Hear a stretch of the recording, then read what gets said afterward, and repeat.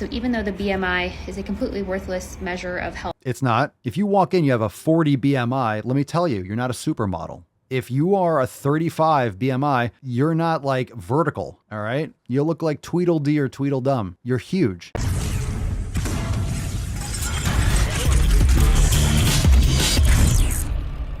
This is called weight bias healthcare. Ooh, weight bias.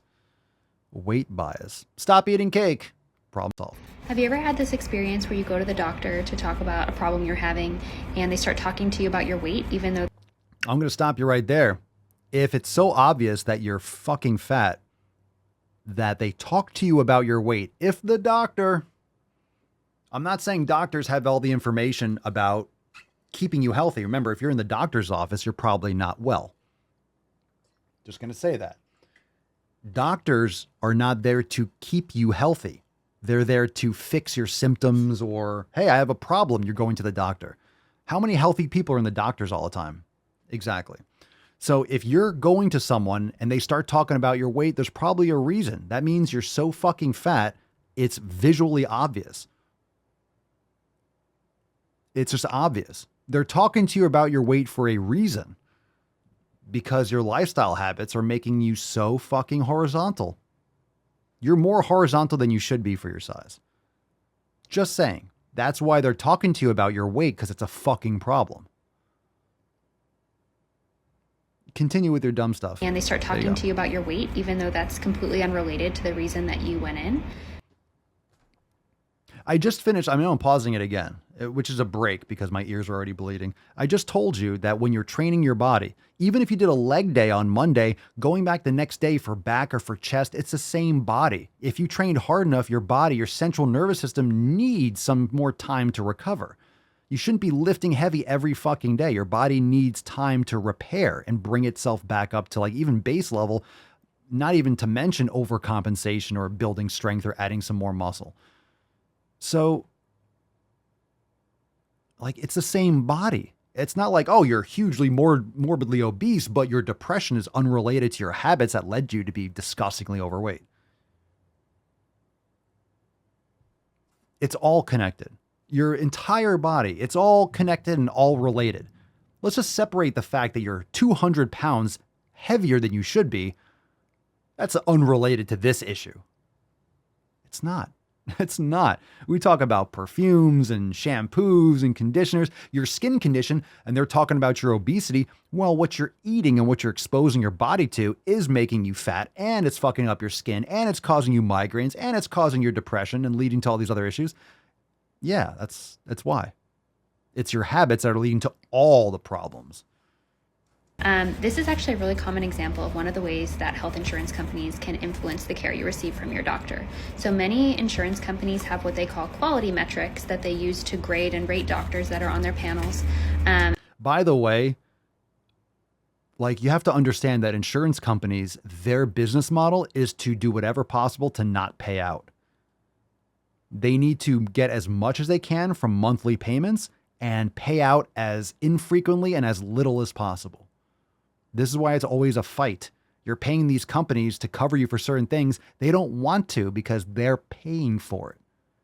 You think and how many times have you all had something with insurance, with your car insurance or this, and the insurance company gives you a ton of problems and they end up not covering all the stuff? Yeah, because you didn't read all the fucking fine print. They make less money. If they're paying out all the time, then they're making less money. They don't want to pay out. They don't want to pay for your shit. Okay? So let's not forget that. And one of the most common ones that they use is BMI. So even though the BMI is a completely worthless measure of health, it's not. It's not. If you're an average person that doesn't work out, unfortunately, it's not inaccurate. If you walk in, you have a 40 BMI, let me tell you, you're not a supermodel. Let's just put it that, you're not a supermodel. If you are a 35 BMI, you're not like vertical. All right. You look like Tweedledee or Tweedledum. You're huge.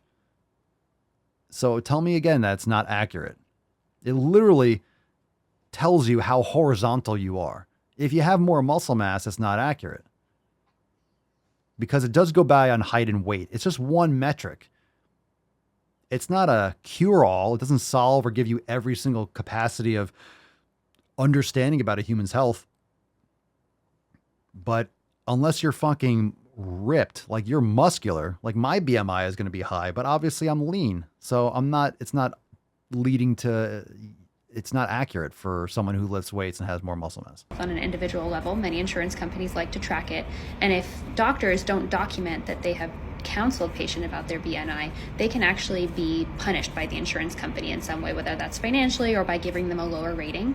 And so if you're using your health insurance for your care, it's really hard, even if the doctor is really trying, to avoid having the health insurance company influence the care you receive.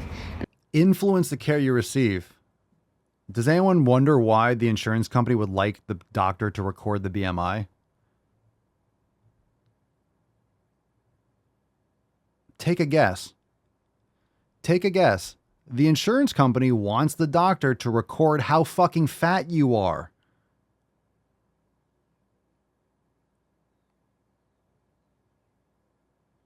It's applicable to the insurance company. They would like to know whether or not you are 450 pounds. That's why I love not having to deal with them in my practice, because I can treat patients on an individual level, not just following arbitrary rules from insurance companies. Okay. I'm not arguing for insurance companies. I'm just saying this is why they want that information, because if you're 450 pounds, your insurance is going to be higher because you're fucking ginormous and you're on the brink of having any number of immediate emergencies. Medical emergencies. Okay. I know we still do this because it's obviously imperative.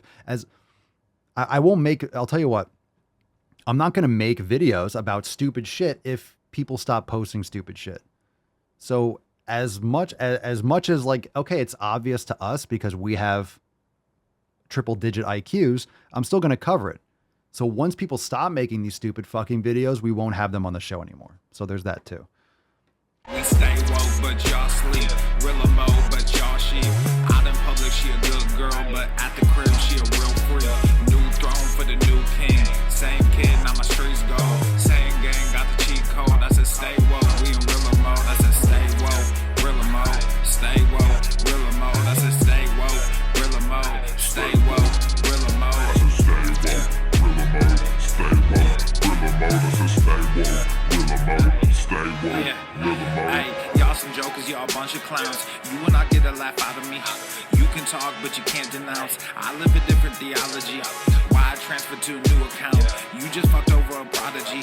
Posted up with a running crown. You are the king of apology. You about to see a new side of me. I hope you know. We stand up and watch our enemy go. Empire fall, my legacy grows. I might just